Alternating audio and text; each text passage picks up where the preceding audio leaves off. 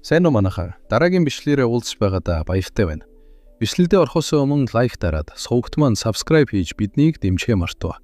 За ингээд бүгдээрээ бичлэг рүүгээ орцгоё. Үзэгдэл шилжиж, мадам үхэж, шийдтний самгахын систем хэвийн байдалтай шилжсэн байх ба. Систем сэргэмэгц тэмцээн өндөрлөж, бүх сурагчид лобби руу буцаж шилжсэн. Тэд бусад сурагчид болон профессорудтайгаа дахин уулзаж чадав. Азар энэхүү эмч замбраагүй байдгийн үеэр хэн нэгэн хүнд гэмтэж бэрцсэнгүй. Энэ нь өөрөө гайхамшиг байсан бөгөөд үүнийг боломжтой болгосон Арван баатрын ач тус үлээ. Сургуулиудын олимпиадын ранг 1-р байр Хохенхейм, 2-р байр Журасико Бакира, 3-р байр Мелини Лауд, 4-р байр Долорес Лун Куо Вадис, 5-р байр Хайбороле Баскервилл, 6-р байр Мидлбороле Баскервилл, 7-р байр Лоубороле Баскервилл, 8-р байр Викир, 9-р байр Синклер, 10-р байр Гренуйле Левиатан.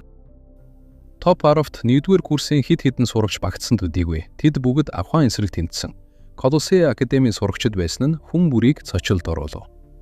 Мөрдөнбор байцаалтын үр дүнд авхааг S ранг тогтоосон бөгөөд системийн хит ачаадлын улмаас тэмцээний талбарыг харж чаддаг нэмэлт нүднүүд хүртэл тасарсан байв. Хамгийн хүчтэй хүн нь дөнгөж 4-р тойргийн шидтэн байсан бөгөөд бүх 10 сурагч бага рангтай төгсөгчд байсан тул тэднийг S рангтай мангасыг агнасан гэдэгт олон эргэлзээ төрж байлаа. Шал дийжбэрч боломж гарч ирсэн тул сурагчдын дайралт байндаа цэвэр туссан гэж сурагчид хэлв. Эцэст нь авхаан гарч ирсэн нь алдаа байсан тул түүний ялагдлыг санамсаргүй хэрэг гэж дүгнжээ. Өөрийн алдаа хүлээн зөвшөөрч энэ жилийн тэмцээнийг хариуцаж байсан хүн болон шийдтний самхаагийн эзэн Цагаан сагалт. Цагаан сагалт тэмцээн дуустал би чадах бүхнээ хийх бөгөөд дуусны дараа албан тушаалаасаа буух болно гэж мэдэгдэл хийсэн ба албан ёсоор уучлалт гуйсны эцэст энэ хэрэг явдал өндөрлөв. Үзэгдэл шилжин манайхан хамт ууж байх ба Тюдер, Поп 10-т багтсан Синклер болон Викир нарын төжөө. Бянка одоо үүнийг хийж байх цаг биш. Суу Тюдер гэж загнах ба Тюдер. Оо, тийм үү. Санчо хэдийгээр хүн бүр амь насанд нь аюул учраагүйч эмх замбраагүй байдлаас 9 минут гарч чадсан ч тэд S рангтай мангастай таарагдсан гэх баримт тэднийг сэтгэл зүйн гэмтэлтэй хിവэр үлдсэн. Тэгсэн ч гэсэн байр суурь хадгалж тэмцэж чадсан баатруудын төлөө хондог өргөх хэрэгтэй гэдэгтээ би санал нэг байна гэж хэлээд. Бус нь баяр хүргэе Викир Синклер. Манай 1-р курсийнхэн 8, 9-р байранд орч чадсан гэдэгт итгэж чадахгүй. Үнэхээр гайхалтай юм гэж болгож байх ба. Шийдтний самбахын сурагчид та хоёр Синклер Викир хоёр мөн үү гэж асууад. Бид зүгээр та хоёрт тэнд биднийг аварсанд баярлалаа гэж хэлэх ёстой гэж бодсон юм. Синклер зүгээр дээ. Та хоёрыг зүгээр байгаад би баяртай байна гэж хэлв. Самбахын сурагчид үннийг хэлэхэд би бал зэрэг зочирцсон. Зохих боловсрол эзэмшээгүй энгийн ард иргэд биднийг язгууртнуудыг аварна гэж бодсонгүй гэж хэлэхэд. Бянка чи дөнгөж сая юу гэж вэ? Ам аврах тухай ярихад хэний гарал үүсэл ямар хамаатай юм бэ гэж уурлах ба. Самбахын сурагч. Тий, түр гэлээгээрээ. Чи намайг буруугаар ойлгочлоо. Би зүгээр та нарт энгийн ард байж үүнийг хийхэд хэцүү байсан байх гэж хэлэх гэсэн юм. Тюдер тайвшир Бянка гэж хэлэх ба. Бянка намайг тавь. Тэр новшнуудыг аврах хэрэггүй байсан юм. Самбахын сурагчид зүгтав. Викир Синклер энгийн ардын талаарх тэдний сэтгэгдэлд сэтгэл дундуур байх болно гэж бодсонгүй гэж бодов. Пиги за хүн бүр. Үүний оронд өөр зүйлийн талаар ярилцгоо. Эхний тэмцээн өндөрсөн тул тэндээс шалгарсан шилдэг 10 2 дахь тэмцээнд оролцсон. 2 дахь тэмцээн нь та дагалдан суралцах системд хэрхэн дасан зохицож байгаа тухай юм. Миний мэдэж байгаагаар 10 сурагч ордон болон эзэнт гүрний 7 агуу гэр бүлд загчилж, даалгавар биелүүлж, 4 их сургуулийн удирддаг олдуроор шагнагдах болно. Бянка мөн бодит байдлын талаарх маргаанаас зайлсхийхийн тулд өөрийн харьяалагддаг гэр бүлийг сонгохгүй байх нь заншил юм. Жишээлбэл би нууцлах харваачийн гэр бүлээс даалгавар авч чадахгүй. Харин Тюдер цэнхэр жадчны гэр бүлээс даалгавар авч чадахгүй. Пиги гэхдээ та хоёр ямар ч гэр бүлд харьяалагддаггүй тул энэ нь хамаагүй. Гисэн хэдий ч та хоёр энэ нэг зүйлийг заавал багаж мөрдөх хэрэгтэй. Төмөр цусд сэлэмний гэр бүлийг бүү сонгоорой. Өмнө нь тэдний даалгаврыг сонгосон сурагчид тэнцэж байгаагүй. Зарим нь даалгавраасаа буцаж ирээгүй гэх яриач байдаг гэж хэлэх ба. Бянка ойлгож байна уу? Одоо аль гэр бүлийг сонгохоо хэлээд орох. Чи түр үзээд Викир гэж асуухад. Үзэгдэл шилжиж Викир. Төмөр цусд сэлэмний гэр бүл. Баскервиллийн даадгуурын заавар барж байх ба. Викер, намайг сонгортоо хэлэхэд тэдний царай ямар болж байсныг би одоо хүртэл санаж байна гэж бодов. Бянка, дотор нь юу болтгийг би мэдэхгүй. Гэвч Баскервилийнхэн галзуу цусан чунаг гэдгээрээ алдартай. Викер, хоёр дахь даадгуур нь 7 дахь элит. Бүлгэн болох Дикараветай нүүр тулах, эцсийн үүд хаалга болно гэж бодоход. Хэдийгээр ил загталд Хүүгогийн хүлээн зөвшөөрлтийг авснаар дуусна гэж заасан байсан ч үүнээс өмнө надад баталгаажуулах зүйл байна. Энэ бол Хүүго надад Сэлемний мастер хэрхэн бодох тухай агуулгатай илгээсэн загтал юм. Гэж бодож байтал үүнийг хичнээн ботсон ч толгойд минь буухгүй байна. Миний хүч чадал ичтгэгдсэн хамаагүй. Гэвч намайг түүнийг хуурсан байхад Хүүго яагаад надад тусалж байгаа юм бэ? Миний дахин төрхөөсөө өмнөх үетэй харьцуулахад одоо огт өөр хүн болсон Хүүгогийн бодлыг унших нь илүү хэцүү байна. Викер, үүний ачаар би дээд түвшний хэмжээнд хүрч чадсан ч түүний сэдэл юу бодохыг олж мэдхийн тулд би түүнтэй уулзах хэрэгтэй байна гэж бодох ба. Викер, Хүүго, той уулзах ба Хүүго аж охиныхоо бүрэн эрхэнд орсон байгаа нь харагдах ба. Хүүго, удаан уулзсангүй шүү хүү минь гэж хэлв. Викер, Хүүго, аава. Хүндэтгэлийг өөртөд бодох нь асуухад таны гадаад төрх яагаад гэж асуухад. Хүүго, өө чи энэ зангилааг харж байна уу? Помериан надад хийж өгсөн юм. Түн шиг нарийн хийцтэй зангилаа хийж чадна гэж бодохоор. Баскервиллийн гэр бүлд өөр нэг сууд хүүхэд байгаа гэдэгт би итгэлтэй байна. Викер, бодоод байхад түүний ажлын өрөөний янз бүрийн газруудад Померианы уул мөрүүд харагдаж байна гэж бодов. Хүүго, Помериан чамайг хүлээж байсан ч маш их нойрон хүссэн тул Беримор түүнийг унтуулахаар авч явсан. Помериан эдгээр зүйлсээс таашаад авах нас нь өнгөрсөн. Гисэн хэдийш тэрээр үндсэн зүйлсийг ч эдэлж чадаагүй тул би түүний өвөөгийн хуваар эдгээр зүйлийг хийж өгөхийг хүссэн юм. Викер, танаас миний ах Осирист надад дамжуулахаар өгсөн загтлыг би хүлээн авсан. Та намайг хүч чадлаа нууж байгааг хизээ мэдсэн бэ гэж асуухад. Хүүго, чи нэгэнд дээд түвшинд хүрсэн бол энгийн хүмүүсийн харж чадахгүй зүйлийг харж нүдээ ашиглахгүй байсан ч мэдрэхүүгээрээ зүйлсийг мэдэрч чаддаг болдог. Одоо бол чи үүнийг аль хэдийн мэдэж байгаа байх гэж би итгэлтэй байна. Викер, миний урд өмнө мэдэрч байсан үзэн ядрагт, миний өвшөө аварт, миний жигшил гэж бодов. Тэр намайг хэр хүчтэй болохыг болон энэ замд тохиох бусад бүх зүйлийг зүгээр л ажиглаж байсан хэрэг үү гэж бодох ба. Хүүго, өө би өөр зүйл сатаагчсан байсан болохоор одоо л анзаарлаа. Чиний өмсөж байгаа энэ дүрэн повц чамд маш сайн зохиж байна. Чи сургуулийн амьдралдаа дуртай байна уу гэж асуув. Викер, би түүнтэй анч нохоо өнцгөөс өөрийн эзэн шиг нь ярилцаж, түүний гэр бүлийн гишүүн байхдаа түүнтэй үргэлж үрхийн тэргүүн шиг нь харилцдаг байсан ч амьдралдаа анх удаага түүнийг өөрийн аав шиг харж чадаж байна гэж бодов. Хүүго дашамт хийхэд Викер надад сайхан мэдээ байна. Викер, юу юм бэ гэж асуув. Хүүго, тийм ээ, би чамааг сенатороор тамилсан. Викер, сенатор? Сенатор гэдэг нь Дофан гүнтэй ижил зиндааны хэрэгэн биш билүү гэж асуухад Хүүго, тэгэлгүй яах вэ? Сенатор бол гэр бүл дотроо маш их нөлөө бүхий хүн. Тэднээс дээгүүр зиндаан жагсах цорын ганц хүмүүс бол би болон дэд тэргүй юм. Хэрв чи манай гэр бүлийн сүүлийн 100 жилийн түүхийг сөхөж үзвэл чамааг манай хамгийн залуу сенатор болсныг олж мэдэх болно. Викер, танд баярлалаа. Би хамаг хүчээ дайшлах болно. Би одоо сенатор болчихлоо гэж юу хэмээн бодоод. Надад маш их мэдл ирэх нь тодорхой, тийм ээ.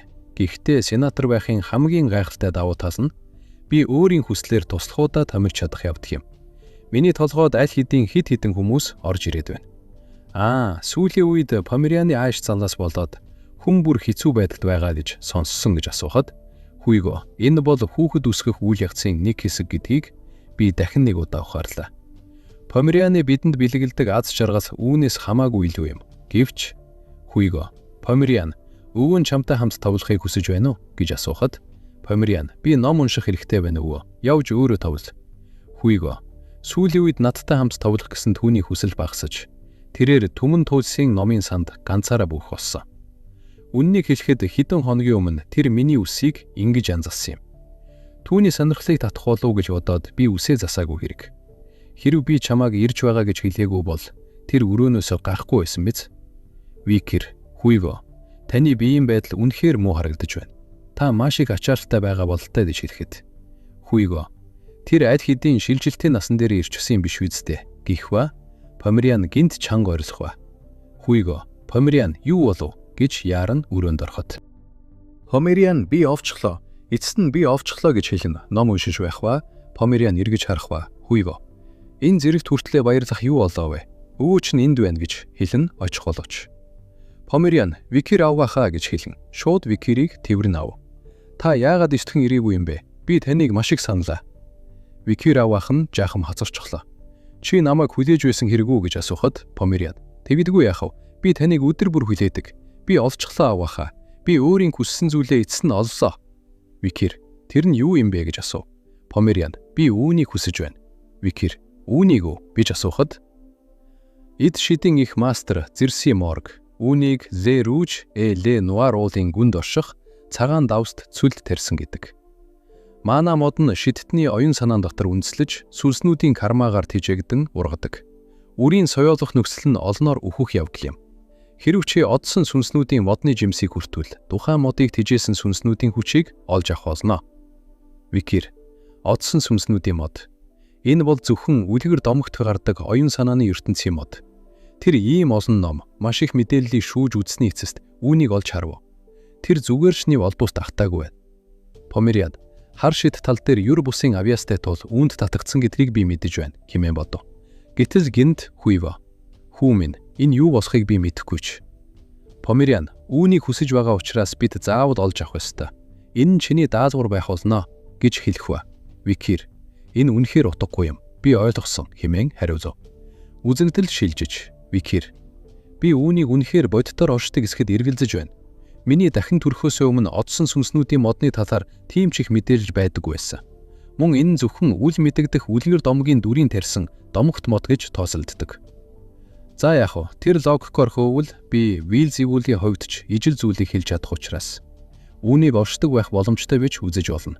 Гэсэн ч чи хэр удаан уурлах гэсэн юм бэ? Бяцхан хатагтай гэж асуух ба бяцхан хатагтай уурлаж байх ба. Викир би чамд хэлсээр байна. Чиний өмнөх шалгалтын үеэр гаргасан үйлдэлүүд чинь бусад хүмүүсийг аюулд оруулсан. Амьд үлдэх тэмцээний үеэр дахин өөр ямар нэгэн осол гарахаас сэргийлэхийн тулд надад чамайг бөгжний хамгаалалт батар хийхээс өөр сонголт байгаагүй гэж хэлэх ба. Тэгээд ч тэрхүү өмнөний цаадар шалтгаан нь би байсан учраас би ингэж ярих хүн биш ихтэй хэмээн бодов. Викир явсаар нэгэн цүлд ирэх ба. Энэ мөн үү? Энэ нь биеийн чигийг маш хурдан сорж байд. Эрт урт цагт малаатар цүл нь булар бурхны хатсан нулимснаас үссэн гэдэг. Хөрсөн бүх зүйлийнхээ чигийг сордог хөрс болон туйлын хуурай улирал хоёр нь тоож баршгүй олон хүний амийг авч утсан бөгөөд тэднийг мууми болгон хуургасан. Мод байдаг гэсэн мэдээлэл байсаар атул яагаад хэн нэгэн үүнийг олсон тухай мэдээ байдаггүй шалтгаан нь үүгээр тайлбарлагдаж байна. Энгийн хүмүүс болон мангасууд энэ цүлийг туулахаар зүрхлэхгүй. Учир нь тэд хүл тавих тэр мөчтөө хатаж өөхөх болно. Гисэн хэдий ч Стикс мөрний адислал болон намаг хагны Саламандрын нөхөн түлжих чадварын тусламжтайгаар би үүнийг хийж чадна хэмээн бодон цааш алхах ба. Гинт урд нь элсэн шуурга бий болох ба. Викир элсэн шуургуу хараал идэж. Энэ хаанаас гараад ирвэ? Ойртон ирж байгааг нь би огт мэдэрсэнгүй. Намайг аюулгүй гэж хэлэх хүртэл битгий гарч ирээрэ гэж бяцхан хатагтайд хэлэх ба. Энэ үнэхээр муу байна. Хэрв би ямар ч ул мөр үлдээлгүй үнс нуран болохыг хүсэхгүй байгаа бол би энэ шуургыг илүү хүчтэй, хүчээр саармжуулах хэрэгтэй. Баскервиллийн 7 дугаар техник гэж хэлэн элсэн шуургыг 2 хуваа нь устгах ба. Викирийн урд уул мэт том луу шиг амтанд гарч ирсэн байв. Викир одсон сүнснүүдийн модыг харахаас өмнө ийм зүйлтэй нүүр тулна гэж бодсонгүй. Би чөтгөр гэж юу хийх ёстой вэ гэж байхав. Викирийн өмнө гарч ирсэн амтан бод элсэн болын луу Василиск байв. Василиск аюулын зэрэглэл. Эс хэмжээ 50 м. Овцсон газар Ле Руж Ле Нуар. Уулын 10 дахь нуруу элсэн голын луу гэх нэрээрээ алдартай. Луу болон чөтгөрийн эрлээс аимшигт амтан бөгөөд амьсгал гарахт нь нисэж буй шувууд үхдэг. Хайрсан газарт хүрэх үед хөрсөн цүд болон хувирдаг тул 500-ны турш энд ямар ч өвс ургаагүй байна. Энэхүү амьтны оршин тогтнол нь өөрөө гамшиг. Үүнийг сэлэм эсвэл шидээр устгах боломжгүй. Бяцхан хадагтай Викирийн хувцас дотроос маш ихээр айнж чирч байх. Викир тэр хэдийн өгчвсэн байна. Айх хэрэггүй гэж хэлэх ба. Викир Намайг дахин төрөхөөс өмнө энэ уналтын үеэс өмнөх гадаад ертөнцийн 3 дамжигын нэг байсан. Басилиск. Өөрийгөө эд гаргахгүй бол оршин байгаа ямар ч уулмөр үлдээдэггүй учраас. Би хаа нэгтээ нуугдаж байгаа байх гэж бодсон юм.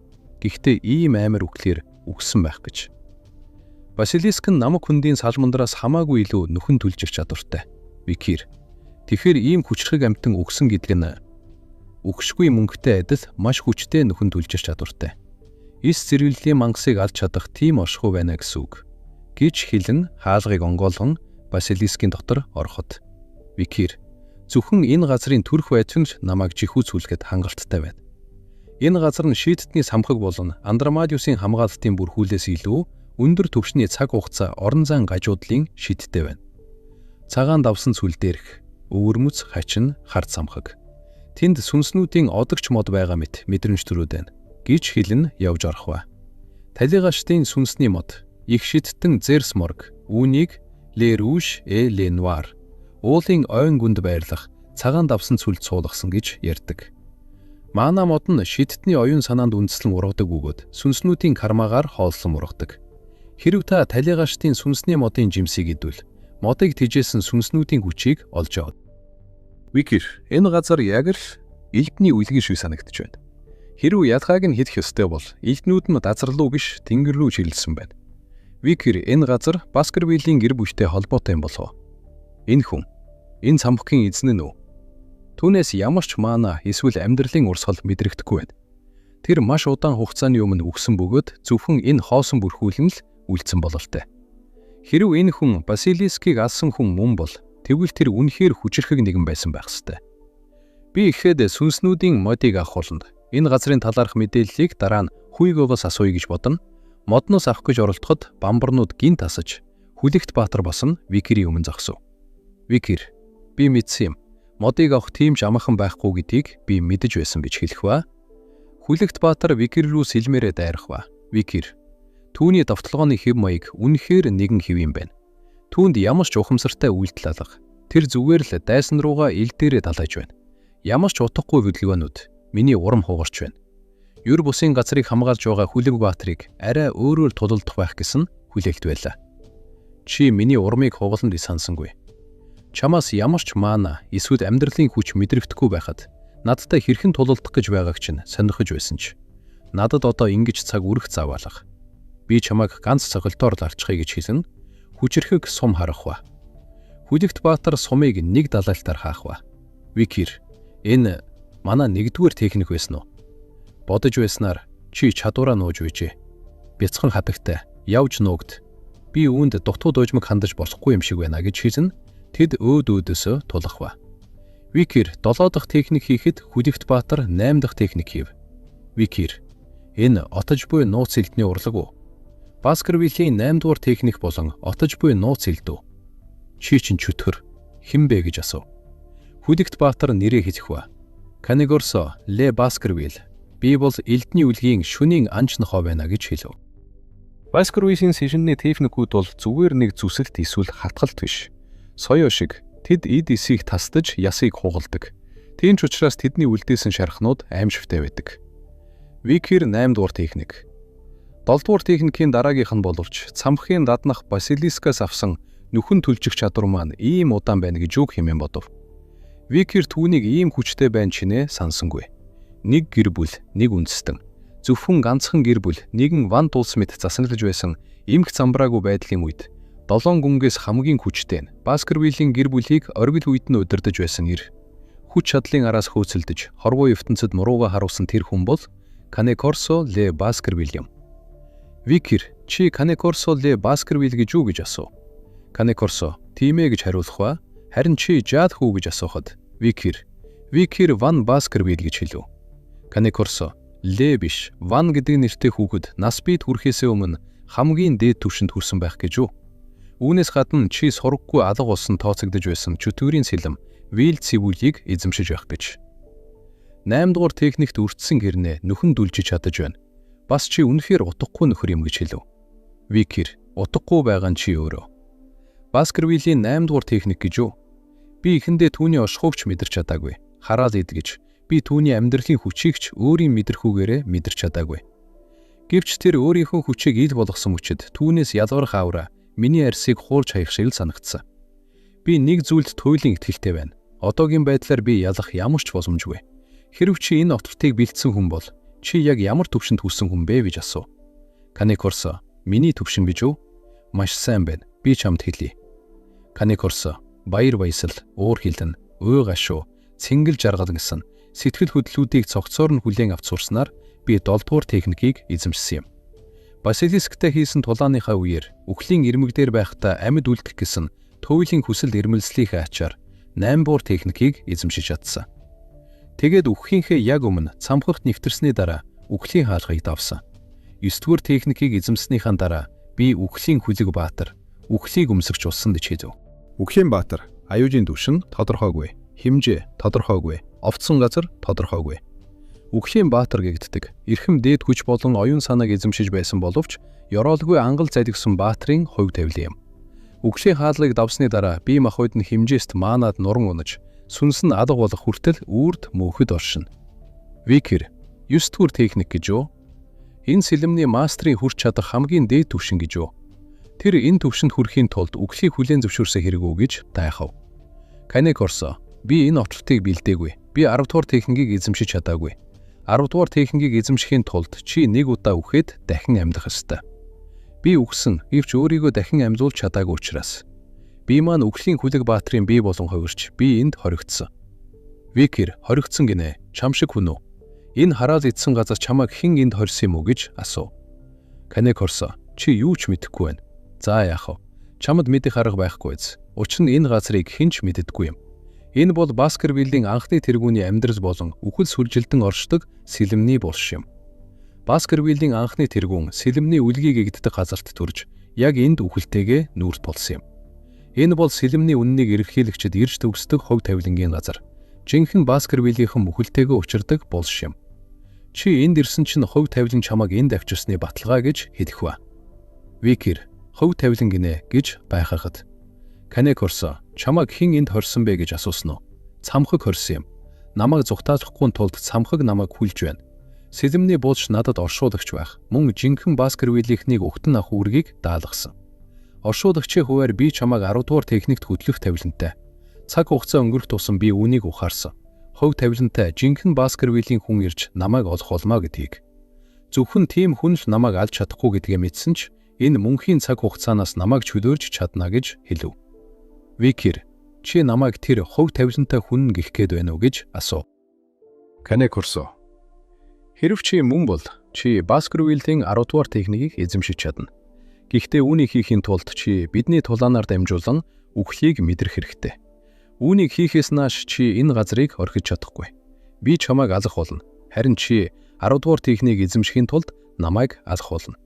Тэгж байж чи намайг чөлөөлнө. Энэ бол цамхагийн надад сонгосон хувь тавилан юм гэж хэлв. Викер, хувь тавилан гэдэг уйтгартай зүйл. Би зөвхөн өөрийнхөө шийдвэрт л итгэнэ. Би чамайг алаад энэ газраас явах болно гэж хэлэн дайрах ба. Канекорсо, чи хувь тавилан тийм аар саархан зүйл гэж бодоо юу? Чи хувь тавилангаас цухтаж чадна гэж бодоо юу гэж асууна. Канекорсо Викерийг нэг гараараа үлгэн зохих ба. Викер, тэр намайг нүцгэн гараараа амгаалчлаа гэж юу? Викер, ахин хордон дайрах боловч Канекорсо ил дээрээ хүчтэй зөрүүлэн байрах ба. Викер, чөтгөр биж отолдч бас нэмэргүй байна. Канекорсо, үхэгс иххээ үзэж байгаа тулаанд амьсгаагаа дарах гэж оролдож байх гэж хэлэн асар хурдан дайрах ба. Викер, арай хийн хааж. Тэр хурдан байна. Зүрүү ийм их байна гэж сансангүй. Тэгэхээр зүгээр л би энэ дарамтыг сэтлэх хэрэгтэй гэсэн үг. Дахин төрхөөс өмнө болон дараа нь миний хамгийн ихтгэлтэй байсан чадвараа ашиглах болно гэж бодон зөрүүлэн дайрах ба. Викер, Баскервиллийн 4 дугаар техник гэж хэлэн дайрахад. Канекорсо, энэ нэгтрэл болон гүйцэтгэлийн төвшин үү? Энэ хэмжээний гүн гүнзгий байдлыг чиний насан дээр гарлах боломжгүй. Чамайг сонгогдсон хүн гэдгийг би мэдэж байсан юм гэж хэлэн зөрүүлэн Баскервиллийн 5 дугаар техник гэж хэлэн дайрахад. Викер, хүнд цохилт авах ба. Викер, улангасан дайрах ба. Баскервиллийн 6 дугаар техник гэж хэлэн дайрахад. Канекорсо, гэвч чи ч гэсэн хувь тавилангаас цухтаж чадахгүй. Баскервиллийн 7 дугаар техник гэж хэлэн зөрүүлэн дайрав. Викер, Маш хүнд шарах авах ба. Юу ч нэмэр болохгүй байна. Түүний бүх дайралт минийхийг давсгараад бай гэж бодох ба. Канекорсо Викирийг алхахаар хүчирхэг дайралт хийх гэж бэлдэх ба. Викир тэр бол мангас. Гэхдээ би энд зогсно гэсэн үг биш. Энэ дайралтыг минь хаагаад үзээрэй гэж бодоод Баскервиллийн 7 дугаар техник гэж хэлэн хамаг хүчээрээ дайрах боловч Канекорсо Баскервиллийн 9 дугаар техник гэж хэлэн Викирийг алдаг. Викир ухаан орох ба нэгэн харанхуй орон зайд ирсэн байв. Викир би Канекорсотой толдож байсан. Түүний 9 дугаар техник миний 7 дугаар техникийг устгасан. Би тэр дайралттай шууд нүүр тулсан. Үгүй элхвэ. Би үхчихсэн юм гэж бодон цочин босох ба. Энэ гэрэлтэж буй хаалга юу вэ? Байж боломгүй юм. Энэ түүний яриад байсан үхлийн ирмэг гэж үү? Намайг Басилисктэй тулдаж байхдаа үхлийн ирмүүдээр очих үед амьд үлдэх гэсэн туйшрам хүслийнхээ ачаар би 8 дугаар техникийг эзэмшиж чадсан. Хэрв энэ хаалга үхлийг бэлэгдэж байгаа бол би үүгээр асгаж ороогүй байгаа болохоор амьд хിവэрэ байна гэсэн үг үү? Би амьд байгаадаа баяртай байна. Гэхдээ энэ нь түүний Баскервиллийн 10 дугаар техникийн талаар хэлсэнтэй төсөвтэй байна. Хойг тавилан байх нь. Энэ нь намайг энд ирж түүнтэй тулалдаж үхлийн ирмүүдээр ирэхийг хэлж байж. Хэрв энэ чи Баскервиллийн 10 дугаар техникийг эзэмшиж чадна. Гэхдээ тэгхийн тулд чи бидний тулаанаар дамжуулан үхлийг мэдрэх хэрэгтэй. Энэ нь Канекорсогийн хэлэх гэсэн санаа байсан уу? Хэрв түүний хэлсэн шиг бол би дахин төрөхөөс өмнө толгоогоо тастууж байхдаа 9 дугаар техникийн нөхцөд болох үхэлтэй нүгт тулсан. Тэгээд дахин төрснөөрөө би амьд эргэж ирж 10 дугаар техникийн нөхцөлийг давсан. Би бол хойг тавилангаар сонгогдсон цорын ганц хүн. Хараал идэж товолж байгаа байлгүй.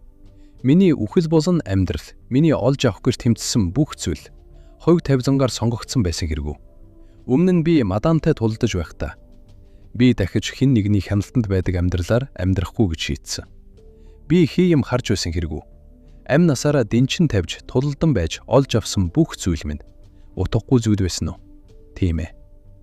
Эцсийн эцэст хэрв би Баскервиллийн 10 дугаар техникийг сурчих бол би аз жаргалтай байх болно. Эцсийн эцэст. Энэ чинь миний бүхий л амьдралынхаа турш зүтгэсэн зүйл шүү дээ, тийм үү? Гэхдээ энэ нь хангалттай гэж юу? Чи энэ газрыг орхиж чадахгүй. Хэрв би Канекорсогийн хэлсэн шиг энд гацчих бол чи орхиж чадах хүртлээ. Би энэ эцэс төсвөлгүй цаг хугацаатай газарт тэр техникийг сурах болно. Чи намайг ингэж л чөлөөлөх болно. Энэ бол самхаагаас миний хувьд сонгосон тайлбар. Энэ нь хэр зэрэг утга учиртай байх бол хэрв үүний үр дүнд миний хамгаалах ёстой хүмүүс, миний хамгаалахыг хүсч буй хүмүүс аюултай нүүр тулахад хүрвэл яах вэ? Хэрв миний хүч чадал миний хойг тавилан гүтээсэн бол тэгвэл би тэр хойг тавиланг ашиглах болно. Энэ самхаагийн төлөө бус тэдний сайн сайхны төлөө. Учир нь би тэднийг чөлөөлөх болно. Миний байх ёстой газар бол энд самхагт биш, харин тэдний дэргэд. Би амьд үлдэж энэ газраас явах хэрэгтэй.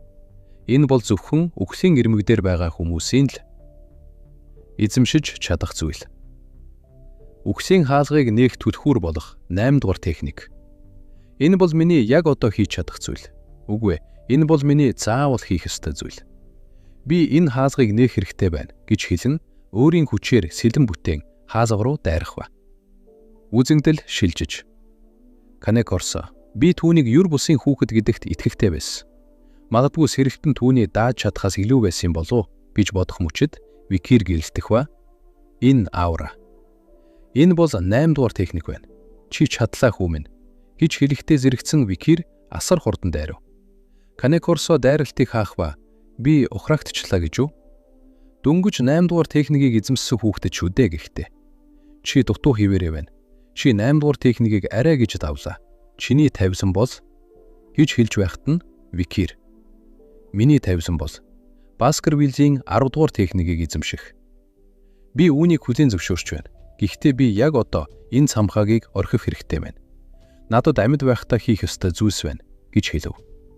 Канекорсо түүнд хийх ёстой зүйлс байгаа гинэ. Түүнд амьдрах шалтгаан байгаа бөгөөд зүгээрс амьд байхыг хүсээгүй хэрэг үү? Үгүй ээ, энэ бол ач холбогдолгүй зүйл. Цамхаг чамайг дотроо түүгдсэн байгаа цагт чи явж чадахгүй гэж хэлэхэд. Цамхаагийн хаалгаар өөрөө нэгтгэх ба. Канекорсо цамхаагийн хаалганууд өөрсдөө нэгтчлээ гэж үү? Байж боломгүй юм. Викир. Энэ ямар утгатай юм бэ? Чи миний анхаарлыг сарниулах гэж оролдоод байна уу? Гэж асуухад Канекурсо. Миний бодлоор цамхаг тулааныг энд дуусгахыг хүсэж байна. Чиний зөв, чиний тавилан энд биш, харин татаа үргэлжилнэ. Энэ бол цамхгийн хүсэж байгаа зүйл. Сэлмэнүүдийн бос. Би энд үрд гинжлэгдэж тэр хүүхдийг явуулахаас өөр аргагүй болно гэсэн үг үү? Тэгвэл миний эрхчлөө яах вэ? Гэж хэлэхэд Викир. Чи чамайг 10 дугаар техникээр алж өгөхийг хүсэж байгаа тийм үү? Би 10 дугаар техникийг сурмагцаа сэлмээрээ чамайг чөлөөлөх болно. Тиймээс намайг хүлээж байгаарай гэж хэлэх ба Канекурсо. Ойлголоо.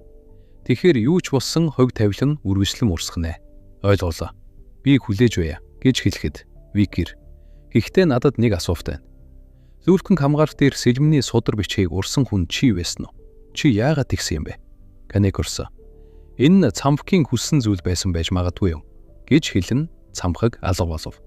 Викирийн гарт модны мөчрүүд байх ба. Эдгээр нь одсон сүнснүүдийн модны мөчрүүд үү? Энэ миний зорилго байсныг тэр эхнээс нь мэдэж байсан юм болов. Олон асуудал тулгарсан ч гэсэн би даалгавраа биелүүллээ гэж хэлэн энэ хэсэг дуустдаг. Энэ удаагийн Pathmine энхүү тусаж байна. Лайк дараад, Softman subscribe хийж биднийг дэмжихээ мартаваа. Дараагийн бичлэг хүртэл түрүү иштэй.